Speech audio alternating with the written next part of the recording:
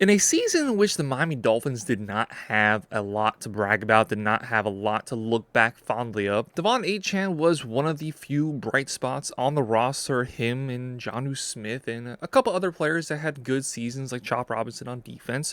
But Devon Achane was certainly a good player. He took the step up from his rookie season, about 1,500 yards all-purpose, 12 touchdowns, leading the team in yards from scrimmage. Overall, a really good player for this Dolphins team and a player that clearly fits what Mike McDaniel wants in terms of being able to utilize space, utilize speed, get the ball in playmakers' hands, and just go let them make a play. Devon Achane was able to do that at times this year where the rest of the team was completely on the other side, where they were struggling to find yards. They're struggling to find explosive plays. Devon Achane, while maybe he didn't have as many explosive plays he did his rookie year, was just a consistency in this Miami Dolphins team, somebody that when everybody else was struggling, he was picking it up on his end. Certainly a player that you see the growth from year one to year two and how he's played both seasons, and he's a guy that you feel confident with him on the field going into 2025 as a good player for this Miami Dolphins team. However, before this last season, I did raise some questions as to whether Devon Achane had the ability to be a workhorse running back for the Miami Dolphins. I said he'd be better off in the range of around 200 touches on the season, whereas this year he almost ended up at 300 touches on the season. And with those touches, he did make the most of it. He made plays, he got in the end zone, made some yards. However, I still do have my doubts as to whether he is somebody who can play a workhorse running back role for this Dolphins team. 2024 was really the resurgence of the running back season. We saw the incredible historic season that Saquon Barkley had, capping off with a Super Bowl ring. We saw what Derrick Henry did with the Baltimore Ravens. We saw running backs that got paid, high top tier running backs that got trusted. Josh Jacobs over in Green Bay. Those top guys really made massive impacts on their teams, and when the rest of the offense was struggling, sometimes with Philadelphia, sometimes the passing game in Baltimore, not as much Baltimore, but certainly also in Green Bay with Josh Jacobs and the Packers, we saw that those teams were able to rely on the running game, lean on the running game, and win games doing so. It's been since 2017 when the Miami Dolphins had Jay Ajayi, a physical brute, real freight train of a running back, where the Miami Dolphins were able to rely on him as at times really the number one option in an offense that took us to the playoffs that year. And Devon Achane, he's getting the touches that a Jay Ajayi would have gotten that year. He probably actually had more touches. I didn't look this up beforehand. He probably actually had more overall touches both in the receiving game and the rushing game than Jay Ajayi did in that year.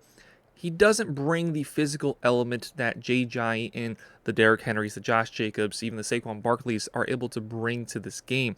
So while he is a great player, while he is explosive, he doesn't quite fit the way the Dolphins need to evolve this offense into. That's not to say that he can't still be a very effective player and can't just quote unquote be that 12th starter that the Miami Dolphins had him listed as the last 2 years alongside of him and Raheem Mostert. While he is somebody that can gain you 80 yards on any particular play, when the passing game is struggling, when you're struggling to pick up first downs, Devon Achane is not a guy that you can go to if you're the Miami Dolphins. If you're stuck in a 3rd and 10, yes, you have him as a check down option, but he's not something that you typically see as the number one option. You look further downfield in the short yardage situations, whether it's a 3rd and 3, 3rd and 4, and whatnot, close to picking up a first down or close to picking up a touchdown. You see teams be able to very efficiently stack up the box against Devon Achane, and that's where you see the size mismatch, both in height in weight, go against Devon Achane, whereas when he gets the ball outside, when he is an option as a check down, that is an area of the field that Devon Achane really thrives in because it is hard to get your hands on him. When you just have to try to out-physical the opponent and run between the tackles, run between the A and the B gap, Devon Achane is not a player the Miami Dolphins can consistently go to with success. Part of that is his lack of physicality, his height, his weight. Part of that also is the issues that the Miami Dolphins find themselves on the offensive line. The inability to run block this year was really apparent, whereas it was the complete opposite last year. One of the best run blocking offensive lines of football. We see Connor Williams go, we see Robert Hunt go, and this offensive line just was not the same in 2024 with missing those two interior pieces. I hated to say it in the moment because he was one of the brighter spots this last season, but I saw a lot of what Devon Achane was doing as empty calories. Picking up yards for the sake of yards, picking up yards that weren't necessarily designed, picking up yards that weren't really giving us these long, sustainable drives, or even at times giving us the long breakout plays that we knew he could do from his rookie season. A lot of them were checkdowns when a backup quarterback couldn't find Tyreek Hill, couldn't find Jalen Waddle. When Tua was going through his progressions, he found a lot of checkdowns to Jonnu Smith and Devon Achane. While both of those, you just look on paper at the seasons that they had, the Miami Dolphins clearly suffered from the lack of big plays down the field with Tyreek Hill's injury, with Jalen Waddle's inconsistency, with Tua's injuries. Those clearly heavily impacted the offense, and the players that were able to thrive underneath benefited Jonnu Smith and Devon Achane respectively. There's a whole lot more things you can find to complain about than somebody who gets a 1,500-yard season than 12 touchdowns. Is Devon Achane still going to be a massively impact player for this Dolphins team? Yes, I really expect him to be so. However, I do believe he will be a better and more impactful player if this Dolphins team can add a more physical, taller, a little heavier running back to have to take the burden of those 3rd and 3s, those 3rd and 4s, those running between the tackles, the short yardage situations, the goal-to-go situations. They were force-feeding Devon Achane the goal line work last year because they couldn't trust anybody else. Raheem Mostert wasn't healthy and as well wasn't consistent, just holding on to the ball. Jeff Wilson, somebody that clearly Mike McDaniel never really trusted to give the ball to, and then really no options outside of that, where you look at a rookie Jalen Wright that really struggled to impress in his rookie season. It was really just on the shoulders of Devon Achane to run the ball up the middle in a situation he does not thrive in. When the defense is bringing in their heavy personnel, bringing on an additional defensive lineman, that is not a situation where running the ball up the middle with Devon Achane, which we're going to see this Dolphins team, and we're going to see Devon Achane thrive.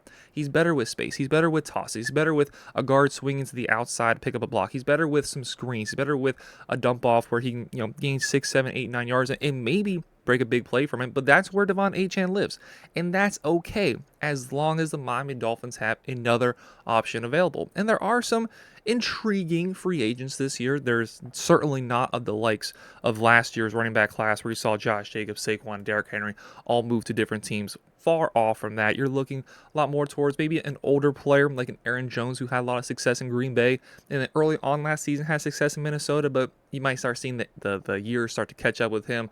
Somebody who was teammates previously with Tua at Alabama. Najee Harris, again, a bigger back. A back that, he just consistently gets 1,000 yards, and there certainly can be plenty of videos made about, is Najee Harris good at football? Because sometimes he shows brilliance, sometimes he shows his physicality, and sometimes he can't pick up a yard. He's a very conflicting story, but just as another option in bringing another element to this Miami Dolphins running game, I think he is a good option to bring out there to complement Devon Achane. Instead of having to rely on Devon Achane to try to do everything and try to rely on him in areas on the running game which aren't his strong suits, bring in somebody else who can do that. And then you have Devon Achane who'll be a little bit more fresher for when he gets the ball on the outside, and you probably will see more big plays from Devon Achane next season if you allow him to stick to what he thrives at. There's plenty of options out there. None of them are great, really. There's a few good ones out there, but somebody that can be a little bit more physical, maybe even is within where we already have with the Miami Dolphins internally with Jalen Wright, somebody who is a little bit bigger, isn't necessarily a big running back, but just in comparison to Devon Achane, if the Miami Dolphins can take the guy that they use a day 2 pick on and turn him into a real legitimate option in this offense, that would be most ideal, as he is still cheap, he is really young, and you can craft him, develop him to the game that you want, instead of bringing somebody in and having to teach him a brand new NFL scheme. We all know how difficult it is to pick up this Miami Dolphins offense. We've seen many quarterbacks struggle, and in turn, the offense in general struggle. So having to teach somebody who's already learned a very different pro-style offense could be difficult, but the Dolphins clearly need another option. Let me know who you think those options should be down below in the comments. Or do you disagree and you think that Devon Achane can be the workhorse back that I have my reservations as to whether I think he can be? Let me know down below in the comments your thoughts. Hit that like button, hit that sub button. Appreciate y'all. We'll see y'all next time. Have a great rest of your day. Go Dolphins.